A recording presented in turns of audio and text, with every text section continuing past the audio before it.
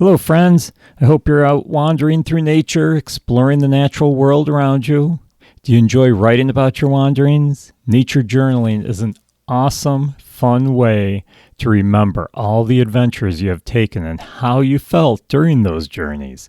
If you're looking for some beautiful journals to keep track of all your wanderings, I have several available on Amazon, including some guided journals for children. Start your journey in journaling by clicking on the link in the show notes. Keep exploring the nature around you and keep journaling all your wanderings.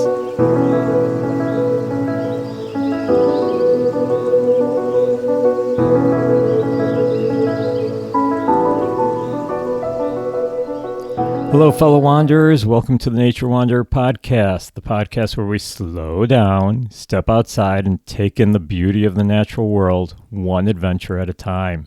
I'm Paul, your guide on this meandering journey through forests, fields, and streams where love is in the air.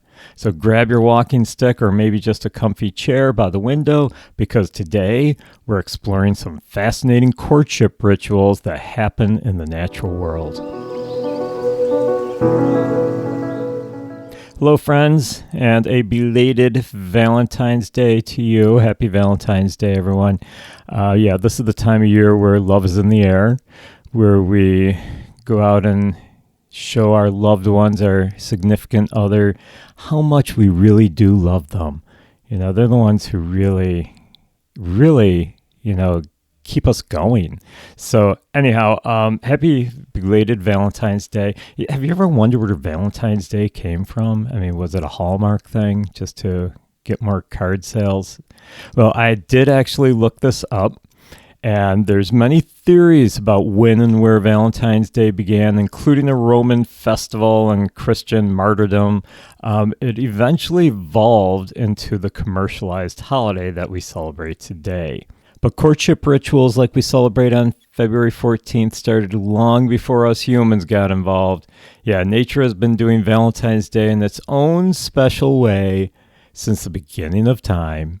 Yeah, the romantic courtship displays like setting up romantic dates or dressing up for that someone special to take notice. Hey, animals have been doing this longer than we have. For instance, the birds of paradise. Yeah, birds of paradise, they're found in New Guinea and Australia. The males actually perform this dazzling dance while displaying their brilliantly colored plumage. They shake that plumage, showing it off, spreading it out so that everyone can see, which you may not be familiar with that. Check out some of the videos on YouTube about birds of paradise and courtship displays. It's amazing. It's one of the most beautiful that I've seen. But right around our neck of the woods, we have peacocks. Usually not native to Western New York, but yeah, peacocks are around. Some people have them as pets. And the male peacock, if you've ever seen one, you might have a peacock feather in your house because they are very beautiful. They fan out their tails to attract the females. Yeah, they do their extravagant iridescent tails covered in eyes. Have you ever seen the big, on the end of the feather, that big eye? And it mesmerizes the females. Now, the more symmetrical and vibrant the display, the more attractive the male appears to the female. So they're showing off for these females. I mean, most birds do that. Now, in Japan, the male Japanese pufferfish, they create this intricate circular patterns in the sand. So it's not just birds doing this, it's also fish. Yeah, they do these circular patterns in the sand, often up to 7 feet wide.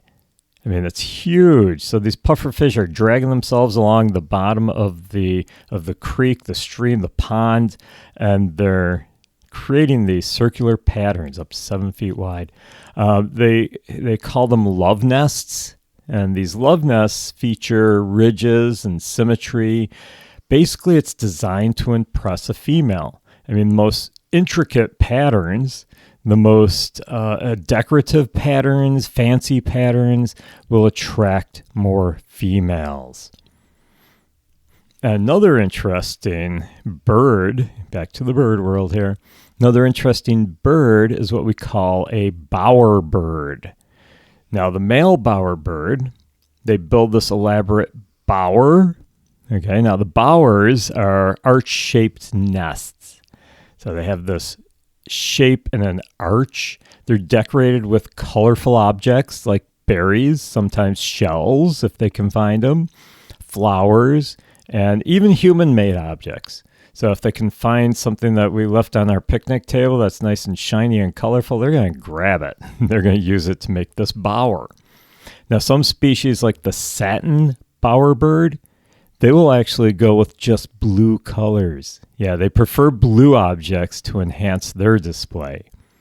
And the females, when they see these big bower nests, these arch-shaped nests, the females will go and inspect the bower, and the males dance before deciding on a mate. So the male is not just building this fancy bower, they're also dancing for her, doing their display. And of course, everyone knows flamingos. Yes, flamingos have their own style of performance to entice a female.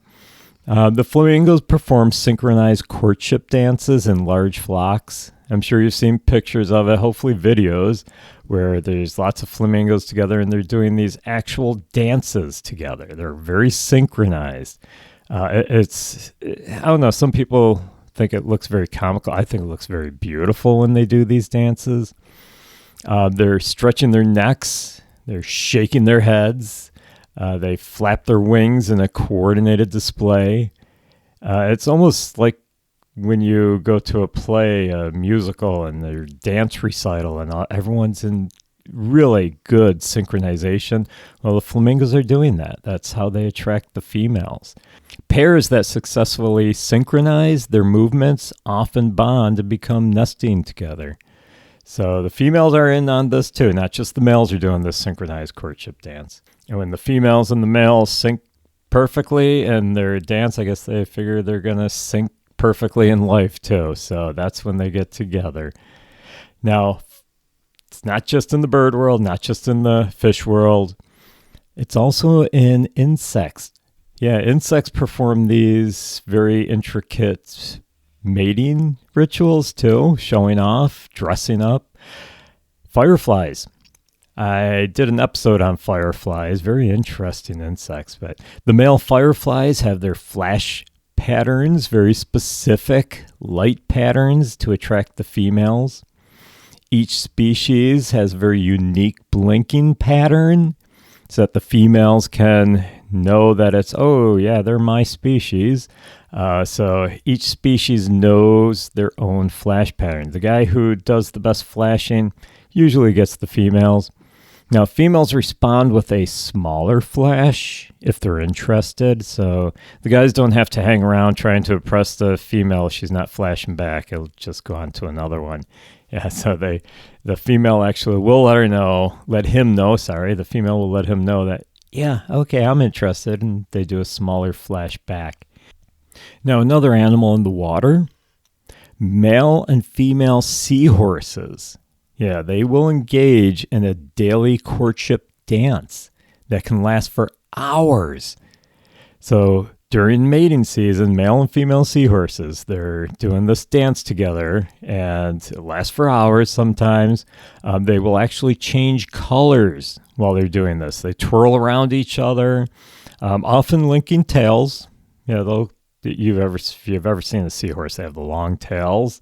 Yeah, so they link those together while they're doing this dance. And this ritual supposedly strengthens their bond before the female transfers the eggs to the male's pouch. Wait a minute. Did I just say the male's pouch? Yeah, that's right. The male is the one who takes care of the eggs, hatches the eggs in his pouch, not hers.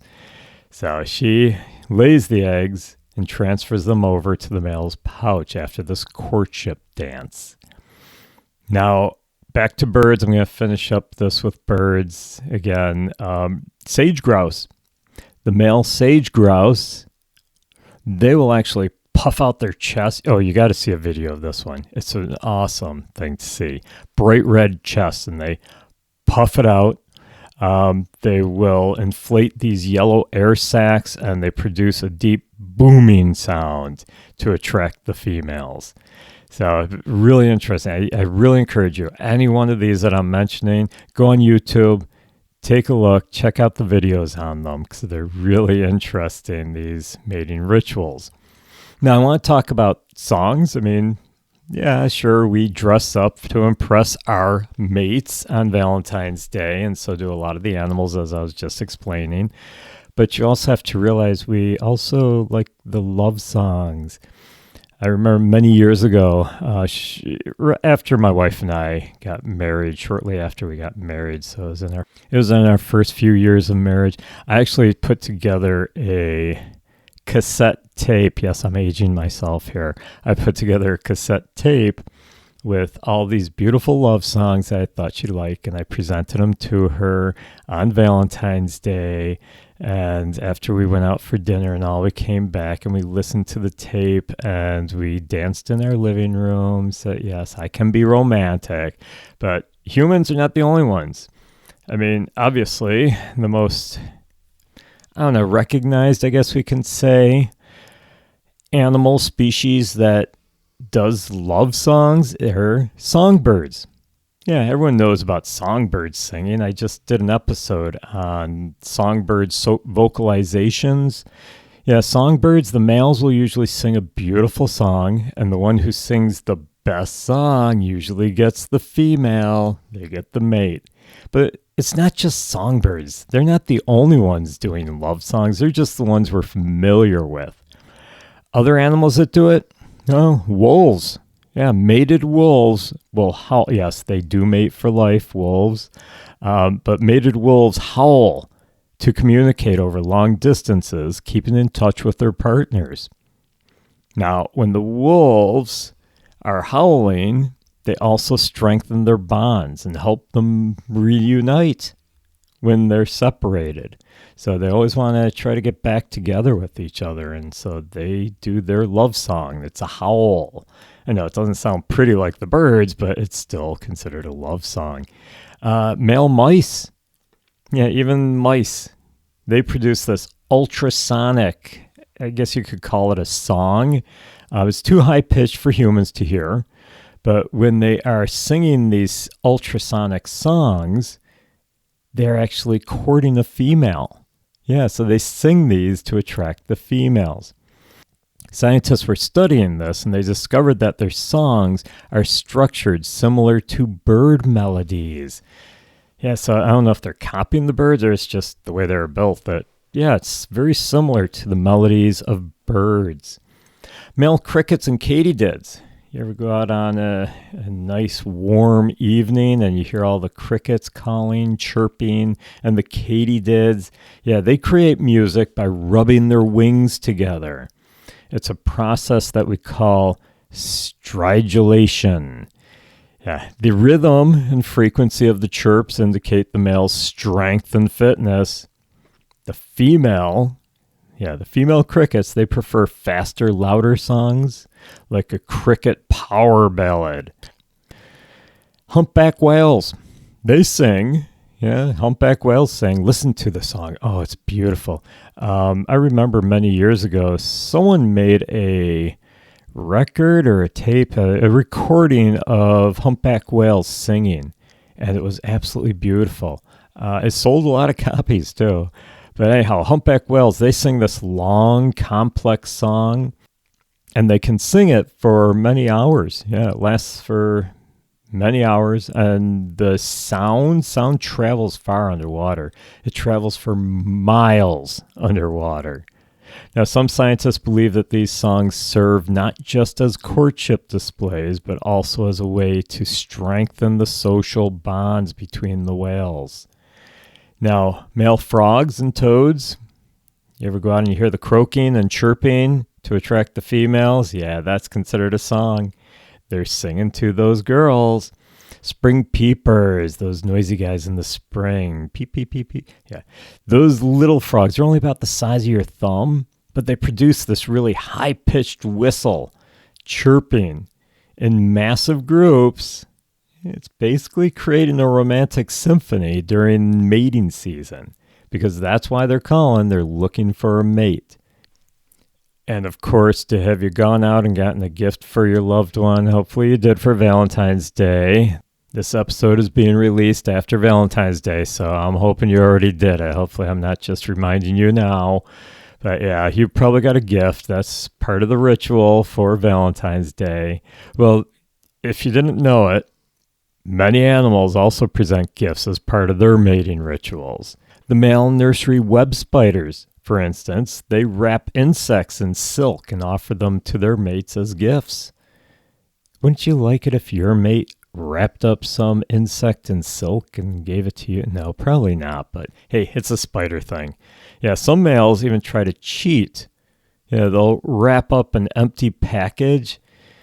It's probably those guys who forgot it was Valentine's Day and they didn't have time to go out and get a gift. And so, don't forget the anniversary. Don't forget Valentine's Day, guys. But yeah, so these males are kind of cheating by wrapping up an empty package or maybe some useless object instead of food.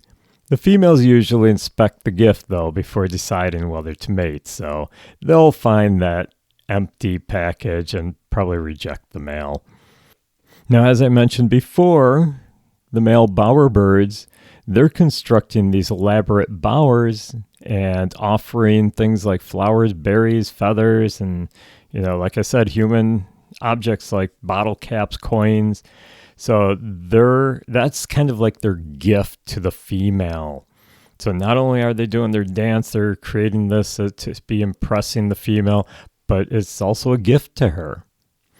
Now, male scorpion flies, they offer dead insects as a nuptial gift to the females. The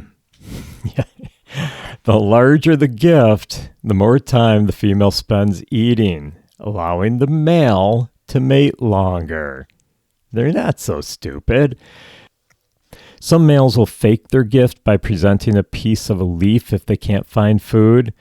I don't know, I'm kind of thinking the females may figure that one out and probably reject that.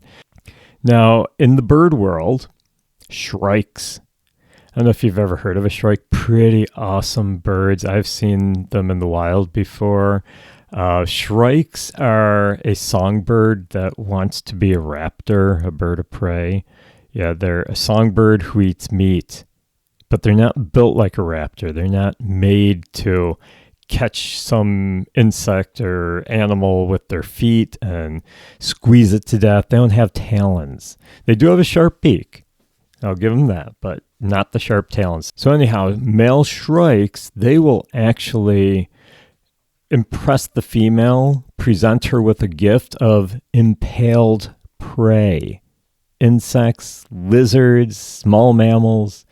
What they do is they impale the insect, 'cause like I said, they can't kill it. They don't have talons. So instead, they catch it with their feet. They find a tree with thorns, and they impale what they find on the thorns or branches. So if you're ever walking along in the woods and you see a tree with thorns on it and there's some mouse or something impaled on one of the thorns, usually that means you have a shrike around. The males with the biggest food caches, that usually attracts the mate because the mate knows, hey, this is a good hunter. He's going to provide for me and for my children. So yeah, they make these caches, these big caches of impaled prey. Now the female inspects the collection and she will choose the mate with probably the biggest cache. Now, bottlenose dolphins, we'll head back to the ocean here, back to the water. Male bottlenose dolphins have been observed offering pieces of coral, sponges, seaweed sometimes to females. That's their way of presenting a gift. They sometimes carry gifts in their mouths while performing acrobatic jumps. So impressing them and then here, have a gift too. Now, wolves, I talked about how they sing to their mates. They call to their mates by howling. Well, male wolves, they actually present gifts too. Male wolves will actually bring food to the females as a way of showing, hey, I can provide for you. Yeah, I've got that ability to provide plenty of food for you. And in the bonded pairs, they continue to share food throughout their lives. If you notice, there's kind of a theme with this gift thing. A lot of it is food. Yeah, always giving food. And don't say, well, humans don't do that because, yeah, in Valentine's Day, how many of you have given your loved one chocolates, maybe a bottle of wine? So, or you go out to dinner, right? Yep. That was what my wife and I did. We went out and had a dinner and some drinks and of course, and then we came home and watched a romantic movie and had some chocolate and some more wine. And yeah, so it's all throughout the animal world. So don't think that humans are the only ones who celebrate Valentine's Day. Like I said, we really don't know where it came from. I don't want to get into the long stories about the theories of where it came from. All I know is that the animals have been doing it for years before us humans have. Yeah, the animals, they had the Valentine's Day thing all figured out long before us because they knew if you want to find a mate, you got to impress them. And I think we picked it up from the animals and realizing that, hey, guys, if we want to find a mate, we better impress them. We better be the nicest guys we can. We better present them with gifts, maybe serenade them. So happy Valentine's Day. I hope you all had a good Valentine's Day with your loved one. Hopefully you went out and celebrated in nature as well with a good hike on Valentine's Day. That's what I always like to do, is celebrate everything with a hike in nature. I hope you enjoyed listening today. Be certain to share the podcast with your nature-loving friends and your loved ones. Share it with your Valentine so that they can learn more about the natural world around them. If you'd like to support the podcast, visit the show notes for a link to my Ko-Fi page. You can also support the podcast by purchasing awesome items at my online merch store. And if you like to journal your wanderings through nature, please be certain to purchase a Nature Wanderer Nature Journal. I designed them myself. They're beautiful journals, and all the links for these are in the show notes. Well, I hope you enjoy the rest of your week. Stop back next week for another episode of the Nature Wanderer podcast. Have a great one, and above all, keep exploring the nature around you.